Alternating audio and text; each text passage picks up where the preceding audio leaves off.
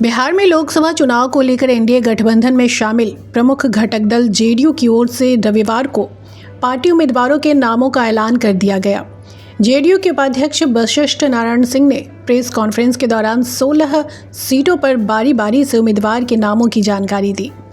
JDU के इस list के अनुसार लोकसभा चुनाव 2024 के लिए 2019 के अधिकांश जीते सांसदों को ही मौका दिया गया।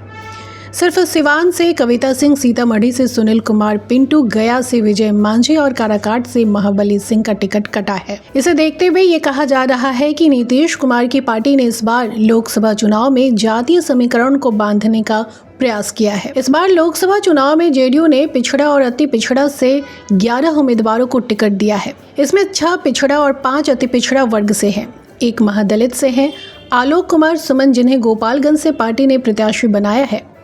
एक प्रत्याशी है मुजाहिद आलम जिन्हें किशनगंज से प्रत्याशी बनाया गया है। ये मुस्लिम समुदाय से आते हैं। वहीं 3 सवर्ण जाति को टिकट दिया गया है।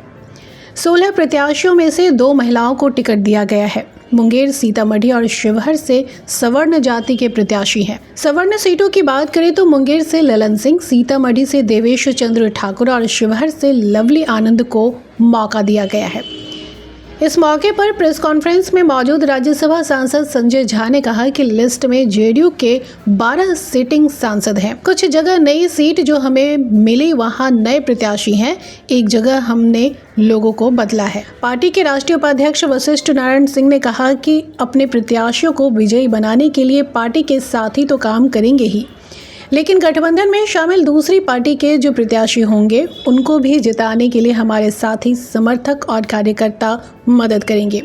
ये सभी लोग जी जान से लगे हैं। पूरी आशा है और विश्वास के साथ आज हम लोग सूची जारी कर रहे हैं।